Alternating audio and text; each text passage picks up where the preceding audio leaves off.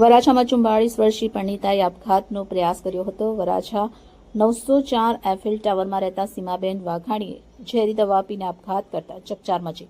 વરાછા પોલીસે આપઘાતનો ગુનો નોંધી તપાસ હાથ ધરી છે। રવિવારે આ ઘટના બની હતી। ત્યારબાદ સીમાબેનને સારવાર હેઠળ વિનસ હોસ્પિટલ અને સિમ્સ હોસ્પિટલમાં લાવવામાં આવ્યા હતા। સાસરિયા પક્ષ દ્વારા હેરાનગતિના કારણે સીમાબેને આ પગલું ભર્યું હોવાની પ્રાથમિક માહિતી મળી છે। સીમાબેનના પતિ સુનિલ વાઘાણી ડાયમંડની ઓફિસમાં જોબ કરે છે। સીમાબેનને સંતાનમાં 2 પુત્ર છે, 22 વર્ષ અને 24 વર્ષ। એક પુત્ર કેનેડામાં અભ્યાસ કરે છે।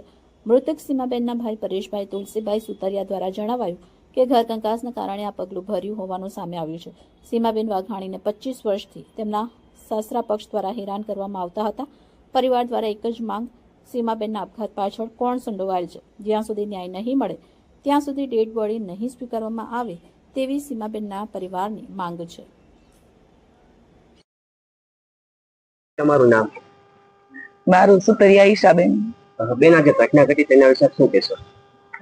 બસ હું એક જ ખાલી કહેવા માંગુ છું કે મારી નણંદને એને મને એન્ડ સુધી કીધું હતું કે આ વસ્તુ હું ક્યારેય નહીં કરું। એ આધ્યાત્મિક લેવલની હતી, એ વસ્તુ કરે એમ જ નહોતી। આ એને કોઈ જબરજસ્તીથી એને કરાવ્યું હોય, બસ એને કરાવ્યું હોય કે એને કર્યું છે જબરજસ્તી। આ વસ્તુ કરી એમ જ નહોતી મારી। કોના પર આક્ષેપ છે આપને? તેમના કોના દ્વારા કરવામાં આવ્યું તેના આક્ષેપ? એના ઘરના બધા સભ્યો એકો એક ટોર્ચર કરે, મીટિંગ ને બોલાવીને અમને બધાના નામ દે। મેન ઓલો કમલેશ બહારનો વ્યક્તિ છે, એને ઘરની અંદર હું બોલવાની જરૂર હોય? બેન, કેટલા સમયથી ટોર્ચર કરવામાં આવતું? છેલ્લા મહિનાથી, 1 મહિનાથી સતત ટોર્ચર એની ઉપર કરતા હતા। સતત અમને બોલાવે, અમને એક પણ શબ્દ ન બોલવા દે, અને એ છોકરી પર બધા આક્ષેપો નાખે, આવી છે તેવી। ખુદ ઈ કમલેશે એમ કીધું તમારે જવું છે? ઈ કે હું મારી હારે કહું તો મારી હારે બી આ શરૂ થઈ જાય। આવા શબ્દો મારા ઘરે આવીને ખુદ ઈ માણસ કહી ગયો। ચૂપચાપ સાંભળ્યું, એનો ઘરવાળો સુનિલ ઉભો હતો, એને ચૂપચાપ સાંભળ્યું। મને એમ થયું ધિકાર થાય એના ઘરવાળાને કે આ વસ્તુ ઈ સાંભળે છે। આવું ખોટા આક્ષેપો નાખ્યા ઈ છોકરી માથે, મારથી સહન નથી થતું। મારી બેનું ન્યાય જોઈ, બીજું મારે કાંઈ ન જોઈ। મૃતક બેન નું શું નામ છે? એનું સીમાબેન છે। જી, તમારું નામ? પરેશભાઈ। પરેશભાઈ, શું ઘટના? ઘટનામાં એવું બેને કંઈક ઝેરી દવા પીધી એવો ઉપરથી મેસેજ હતો એના સસુરાલમાંથી। કયા કારણસર દવા પીધી? માનસિક ટોર્ચર હોય એવું અમારું અનુમાન છે। શું નામ છે બેનનું?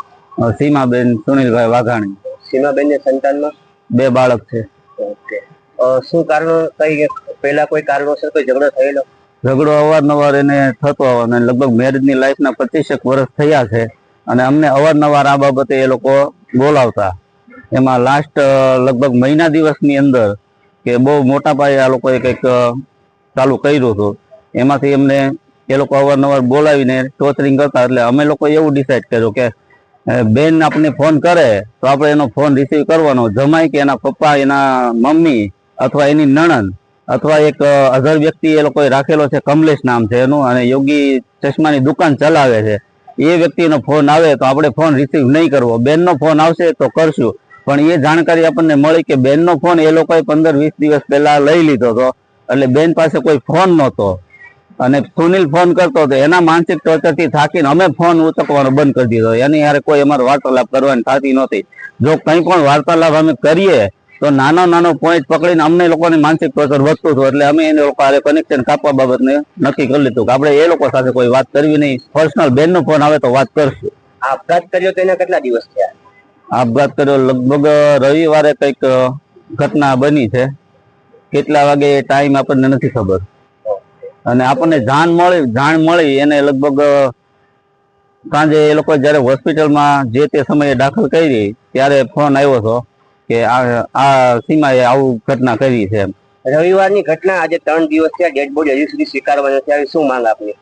અમારે એને પેલો ફોરેન્સિક રિપોર્ટ કરાવવો છે। પોલીસ દ્વારા શું કાર્યવાહી?